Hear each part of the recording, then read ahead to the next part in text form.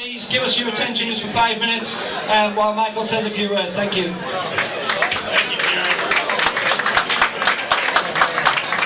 I wanted to thank everybody that has come tonight, especially the sponsors of this event. I also want to thank the staff of XL Soccer. I know Karen and Tara do a lot of work, but the staff really puts this together. Thank you so much for this. I want to tell you a little bit about Cannonball Kids Cancer and why you're here tonight, and why pediatric cancer and why that effort is so important and what we do. When Cannon was diagnosed 2 years ago, we were told that he had stage 4 high-risk neuroblastoma. And the first thing that we asked was, okay, that sounds like a tough gig, but what's the treatment? How do we get better? And we were told there is no treatment. And there's nothing specific for neuroblastoma. And over the last 2 years, we have learned that there are 12 forms of children's cancer. And 11 of those are specific only to children, meaning that children are the only adult or humans that get that type of cancer. Leukemia is the only form of cancer that both children and adults share. The other 11 forms, like Cannon's cancer, neuroblastoma, forms called Wilms tumor, rhabdomyosarcoma, Ewing sarcoma, these are cancers that only visit children. And yet, there aren't treatments specific to them.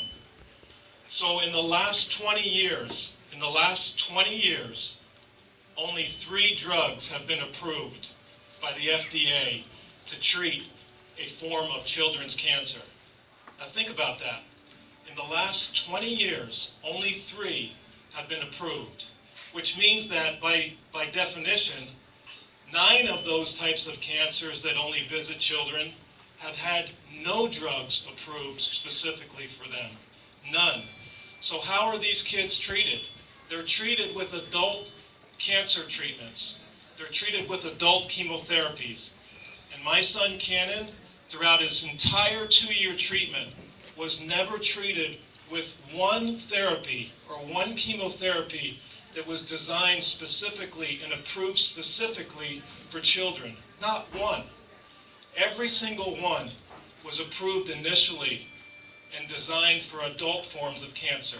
And the problem with that is that the toxicity level of those is so high that many of the children that don't make it from cancer, that pass, they don't die from the cancer, they die from the treatment.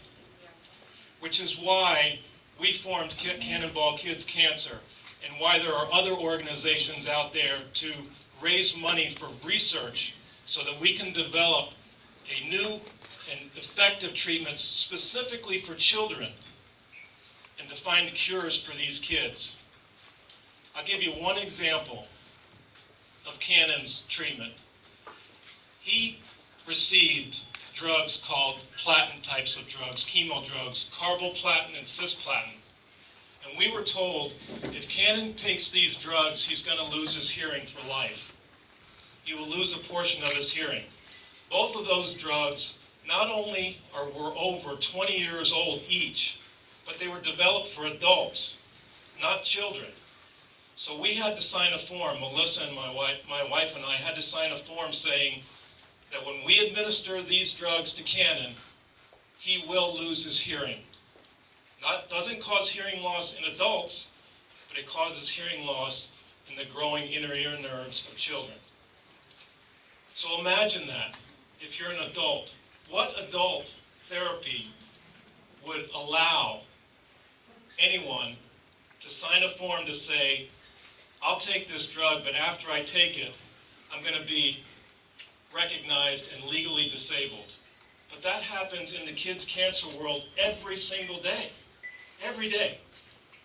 Nobody would ever think about, if your child is sick in the middle of the night, going down to the CVS or Walgreens and going down there and reaching on the counter or on the shelf and pulling something that's for adults and taking it home and giving it to your child. But that's what happens in the kids' cancer world. because there aren't any therapies specifically for children. So when Cannon loses his hearing and other kids have heart damage, lung damage, eye damage, and develop secondary cancers, all because of the toxicity levels of adult therapies given to them because there are no treatments available for kids, that's the reason why you're here tonight. We want to find new therapies and to fund clinical trials so that there are more effective treatments specifically for kids with cancer and ultimately to find a cure. Tonight you're helping with that effort. Thank you very much on behalf of all the families and all the parents of kids with cancer and the 45 kids every day that are diagnosed with cancer. Thank you very much for being here.